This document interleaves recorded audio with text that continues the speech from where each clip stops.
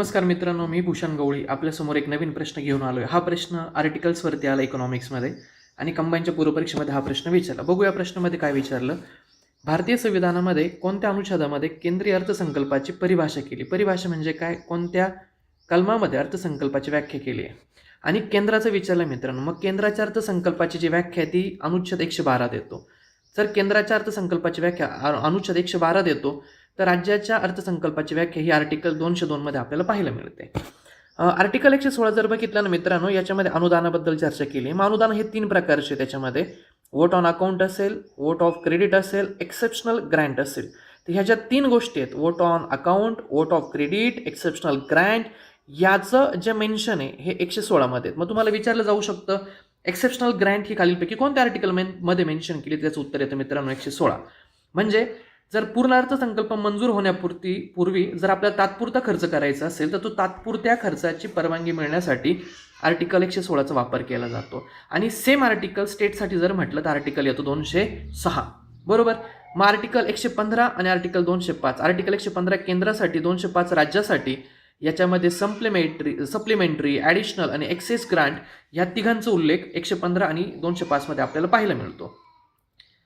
जे finance bill मित्रांनो ते केंद्रासाठी त्याचा आर्टिकल येतो 117 आणि राज्यासाठी याचा आर्टिकल येतो 207. आर्टिकल 113 काय म्हणतो की ज्या अनुदानाच्या मागण्या आहेत त्या अनुदानाच्या मागण्या आर्टिकल 113 मध्ये येतात. त्याला आपण इंग्लिशमध्ये म्हणतो डिमांड फॉर ग्रांट्स. आणि डिमांड फॉर ग्रांट्स जर स्टेटसाठी म्हटलं तर याचा आर्टिकल येतो 203. मग आता आर्टिकल 120 काय? याच्या अगोदर पण हा आर्टिकल विचारलाय.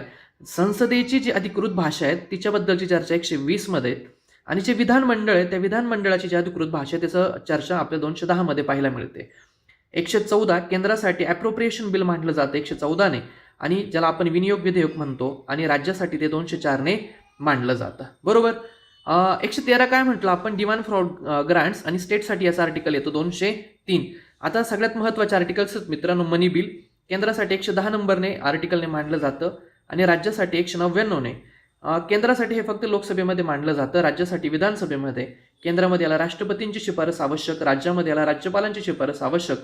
राज्यसभा आणि विधानसभा हे 14 दिवसांमध्ये यांनी हे जे विधेयक आहे ते लोकसभेमध्ये आणि विधानसभेमध्ये परत पाठवलं पाहिजे. म्हणजे राज्यसभा आणि विधान परिषद हे 14 दिवसांपर्यंतच होल्ड करू शकतं. यांना 14 दिवसानंतर हे परत लोकसभेमध्ये आणि विधानसभेमध्ये परत मांडावं लागतं, परत पाठवावं लागतं. मित्रांनो, रील आवडला असेल तर लाईक करा, शेअर करा, कमेंट करा आणि असेच व्हिडिओ आणि रील बघण्यासाठी या चॅनलला सबस्क्राईब करा. Thank you so much.